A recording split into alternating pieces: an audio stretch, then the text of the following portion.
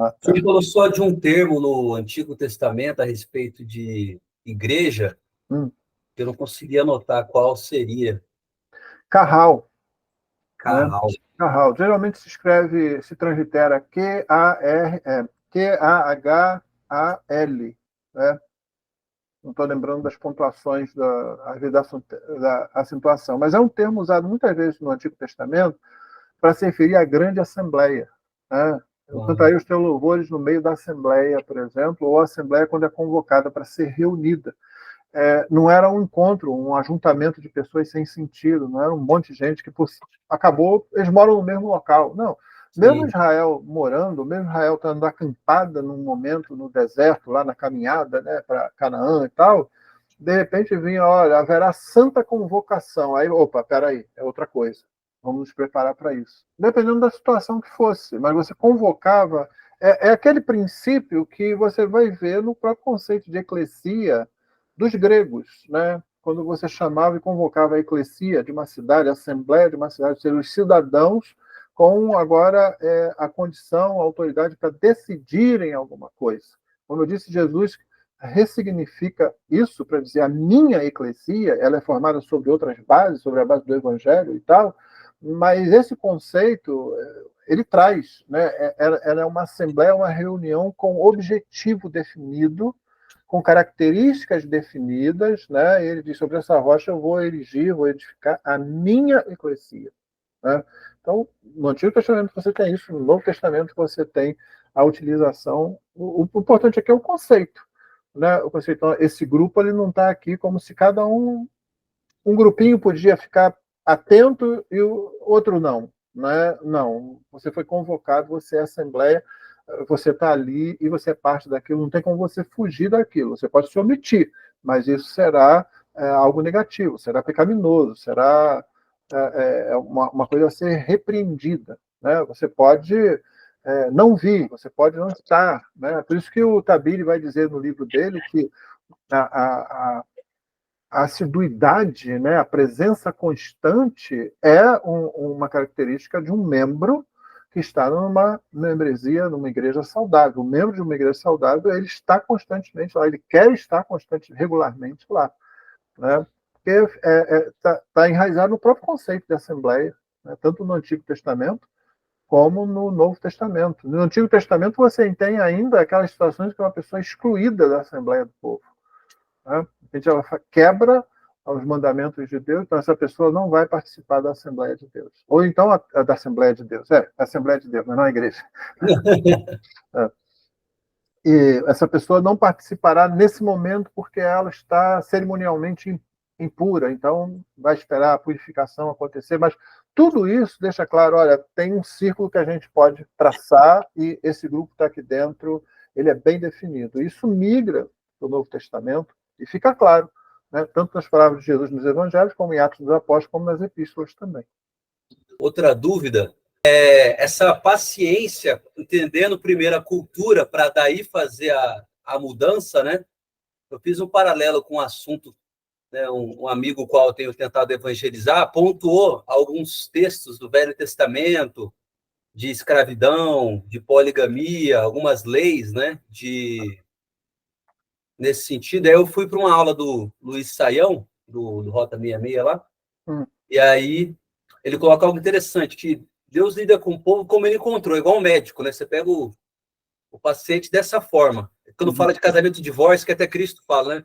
Pela dureza do coração. Então, assim, até Deus, ele leva em conta, não é que ele vai fazer algo que ele apoia aquilo, mas ele está partindo daquele ponto para começar a tratar aquilo para os princípios do reino, né? Então... eu estou entendendo o princípio que você está colocando, sim. Na verdade, na prática, quase o tempo todo, talvez com raríssimas exceções, é isso que a gente vai fazer. Você encontra a pessoa onde ela está. Você não pode exigir dela uma mudança para depois ela mudar. Ela está, e às vezes ela está atolada no erro, está atolada no pecado, o que seja, né? Está atolada num costume ruim.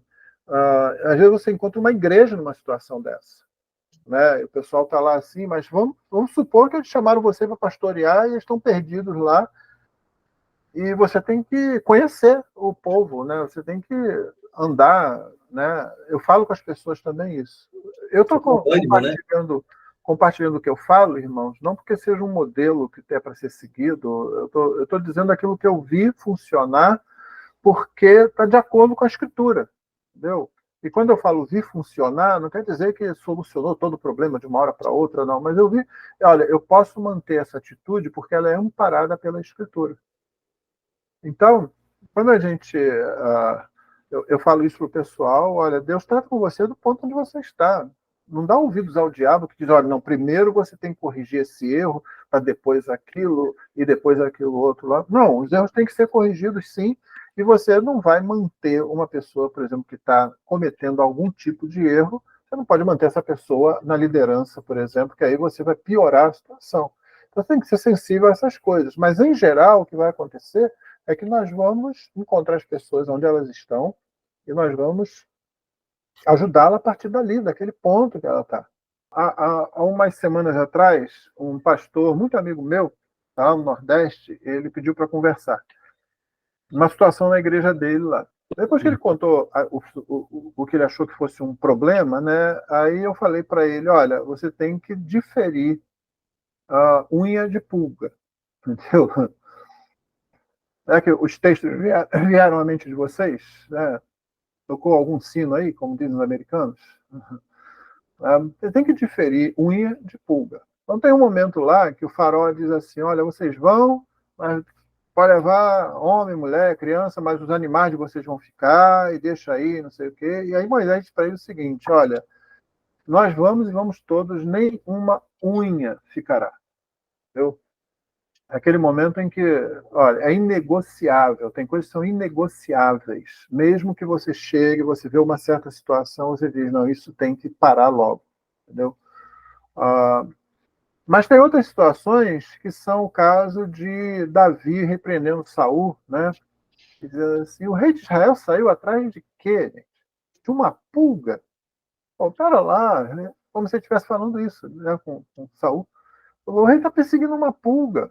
Eu sou insignificante, eu não sou uma ameaça para você, pelo menos não uma ameaça. Davi não era uma ameaça direta, né? É claro que na mente de Saul e de seus aliados, né, seus correligionários, ele era uma ameaça porque ele era o cara que estava agindo corretamente, né? E todo mundo estava vendo isso. Mas assim, ele mesmo não era. Ele se considerava uma pulga. Né? Estou perdendo tempo comigo. Tem inimigos piores, os filisteus estão aí às portas. Né? Então a gente precisa.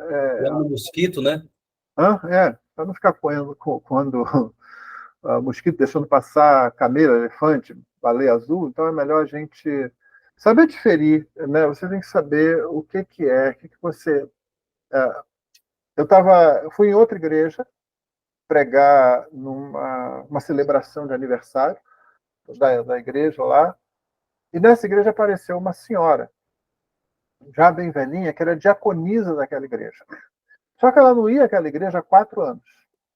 Isso foi agora, no final do ano passado, e cerca de 4 anos, né? Porque logo no começo da pandemia, em 2020, isso era o final de 2023,